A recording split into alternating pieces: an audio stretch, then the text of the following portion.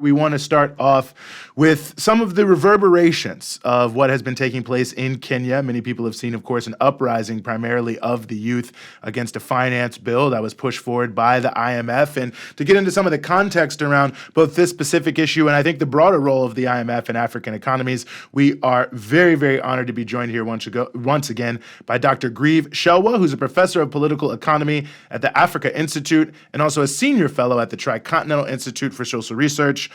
Grieve, as always, thanks so much for being with us. Hi, Eugene and Rania. A pleasure to be back here. Well, pleasure is all ours. And, I think a lot of people sort of had heard that the IMF was playing some role in what took place in Kenya in the finance bill and different pieces. And I was hoping you could sort of break down for us, maybe the specific role to the extent that's relevant, but also, why is it that the IMF would be pushing a country like Kenya to inflict pain on its own population when, of course, the way they put everything is that they're trying to help countries develop? Yeah, that's a great place. That's a great question to ask, Eugene, because ostensibly the IMF is supposed to be a global multilateral agency that is supposed to come to the aid of countries that get themselves into financial problems. And effectively, the IMF is supposed to help get these countries on the road to economic sovereignty, economic self-determination, and to sort of like fully flourish as countries. But that's been anything but what the IMF has done ever since it was established in 1945. In fact, I just looked it up now. Kenya has gone to the IMF 22 times since 1964 when it joined the IMF. And when you work it out, it's like it goes to the IMF on average every 3 years, right? So it's stuck in this perpetual cycle of always going to the IMF, of always being at the IMF's bidding, which then exposes Kenya to manipulation by the IMF, by the West, and so on and so forth. So you're asking the right question. I mean, it is a strange way to assist a country by inflicting pain on the country's people, particularly the most poor. And, I guess in Kenya, there was a very well organized effort against this bill, this attempt to institute all these austerity measures. Can you talk a bit about the significance of these protests that were violently suppressed? I mean, hundreds were arrested. And of course, the way the corporate media in the US framed it was that protesters were the ones being violent for unknown reasons. Yeah, I mean, these are historic protests, Rania. We haven't seen protests like this in Kenya. We haven't seen protests like this in much of Africa. They're incredibly inspiring, incredibly inspirational to many people across the continent. If you go to WhatsApp groups this evening, in fact, as a matter of fact, what happened earlier today, Rania, is that the Kenyan president dismissed his cabinet. He fired his cabinet secretaries precisely because that's the demand that the young people of Kenya have been asking for. So that's one of their demands. The demand one was withdraw the finance bill because it's completely, it's trying to inflict pain on the poor and it's trying to essentially let go of the multinationals who have a free ride, the very wealthy in Kenya will have a free ride, the global capitalists will have a free ride in Kenya, and yet the poor will have to pick up the bill. So essentially, demand number one, withdraw the finance bill. The president acquiesced. Today, this afternoon, the president acquiesced to demand number two, which is dismiss the cabinet, which has given you this kind of advice that inflicts pain on your own people. So these protests, Rania, are incredibly historic. Exactly, they've reverberated across the continent. And you're right, corporate media, especially in the US, was completely wrong to frame the protests as violent. The protests were incredibly peaceful, organized by young people, Gen Z in Kenya, led by women in many cases, incredibly peaceful. And then the police, the state, were the ones that were violent when they tried to repress these particular protests. So exactly, these are incredibly historic, very important protests. We're still trying to make sense of them. And the events are unfolding very quickly. I just illustrated to you this afternoon that the president dismissed his entire cabinet. This is uncharted territory, a victory for these young people, a victory for progressive forces in Kenya, a victory, I think, for progressive forces in Africa. No, I think that's a very good point. To me, because it gets so much to the heart of the matter of what's happening here, which is, how, how can Africa actually develop? How can it move out of poverty? How can it use its resources in different ways? And I think that seems like an important context for this because, so much of what the IMF is prescribing for countries like Kenya or Zambia or Ethiopia or any of the other heavily indebted countries is tell me if you think I'm wrong, but it seems to be that their prescriptions for how these countries should develop are the opposite of the types of policies that we've seen in countries that have become developed in East Asia, in Europe, and North America. And it feels like a protest movement like this is really sort of bringing that out into the forefront. But anyway, I was hoping you could just talk a little bit more about that, because I think that's really the undercurrent beneath so much of this is, okay, if the IMF is not the answer, how can countries develop? And well, I'll stop editorializing there. Yeah, you're right, Eugene. You're very right. I mean, the IMF has been sort of spreading the gospel to Africa, which is a complete opposite of how other countries have developed more recently, in sort of East Asia, South Asia, I mean, China, even the West, or even I heard you just before this show began, like American uh, uh, development, if one can call that, is steeped in slavery. So we don't want to do that. Yeah. But essentially, countries that have developed most recently have done it by capacitating the state, making the state big and present in the economy and directing the economy by capacitating everyday working people, making sure they have the resources, making sure they have education, they have access to healthcare, making sure they're living decent lives.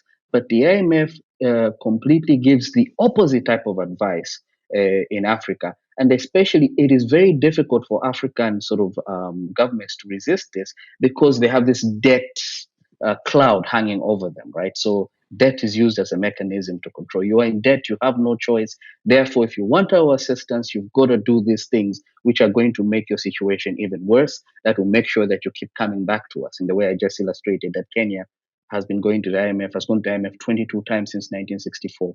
I mean, clearly the IMF is doing something wrong here, right? Their job is to make sure that Kenya is on, at least ostensibly, right? Kenya should be on the path to self-determination, and they no longer will need IMF assistance. But they keep going back every 3 years. So you're essentially right, Eugene. I mean, you have to understand it as it is a design. The idea is we're going to, in a way, knock off your knees so that you never run, and therefore you're always going to be, available to us to do our bidding. For example, most people are wondering what in the world are Kenyan police officers doing in Haiti?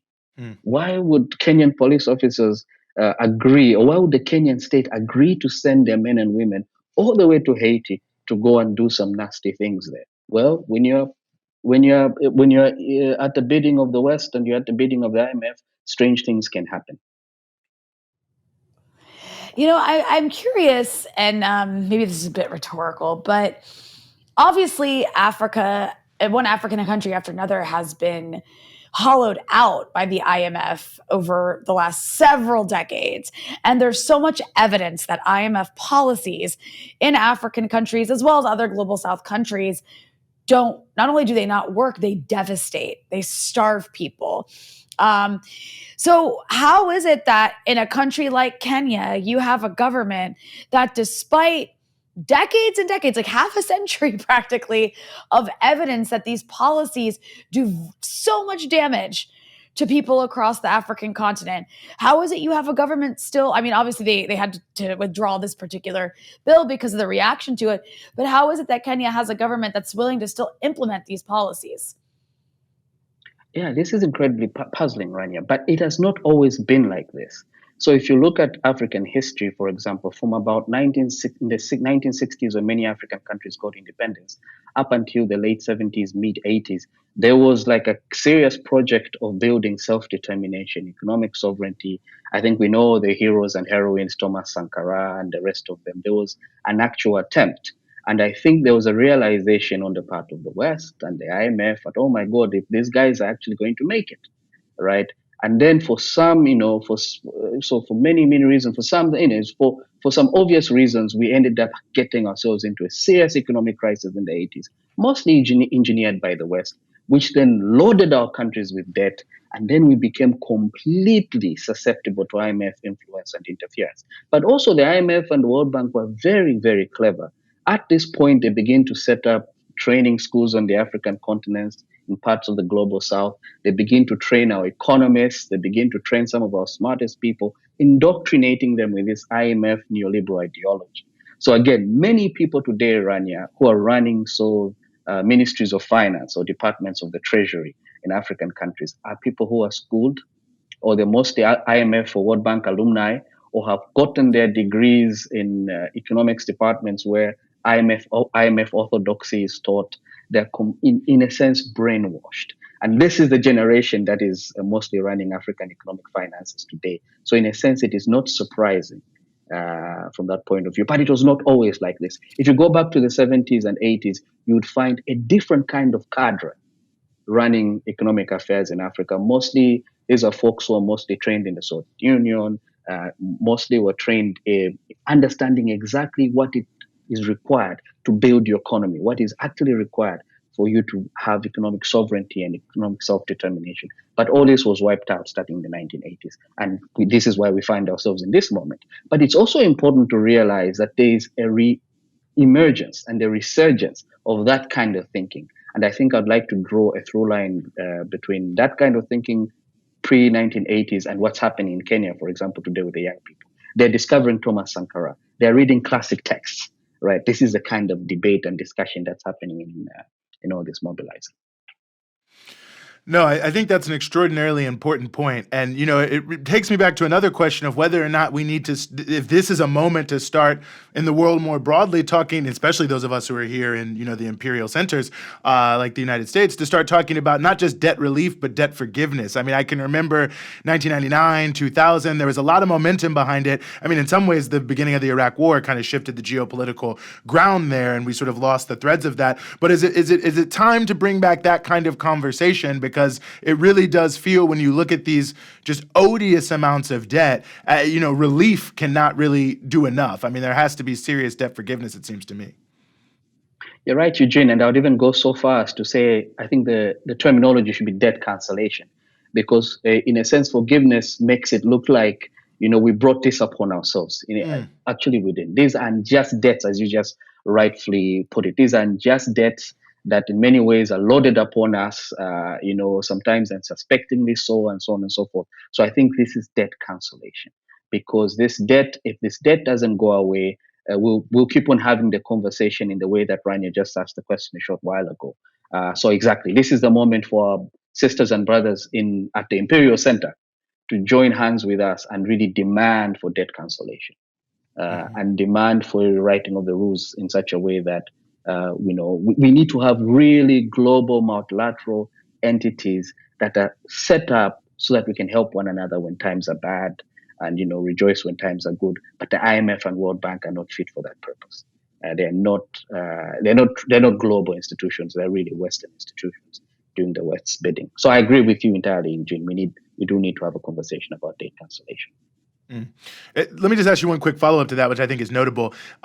Say a little bit more about them being Western institutions, because I think that's another thing is people say, well, aren't they all members of the IMF, all these countries? So isn't it equal in terms of how decision-making is done? Some countries are more equal than others. So, for example, the IMF is governed by an executive board, which is the board that determines its policy, its lending policy, et cetera, et cetera. That board, and the board supervises the operations of the managing director, who is the person that sort of heads the IMF. That board, one of the most important countries on that board, which has a massive voting share, is the US. So the US can veto. The US has sort of, just like they veto in the Security Council, as we've seen with the genocide in Gaza. People have been wondering, but the UN is ours. It belongs to all of us. How is it that one country has such powerful veto power? How is it that one country can say, no, we veto that resolution, even though that resolution is sensible? The same kind of stuff happens in the IMF. The same kind of stuff happens in the World Bank. In fact, I'll say one more thing, Eugene. There is a gentleman's agreement. The gentleman's agreement, because it's men who agreed in the 1940s when the IMF and World Bank were being set up, that the head of the IMF will be selected by Europe, and the head of the World Bank will be selected by the US.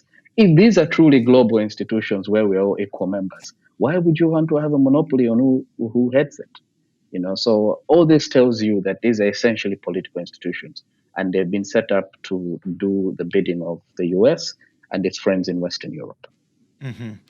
Well, as always, we really appreciate you helping us sort through all of this. Dr. Grieve Chelwa from the Africa Institute and the Tricontinental Institute for Social Research, thank you so much for giving us some of your time here in the Freedom Side. Thank you for having me.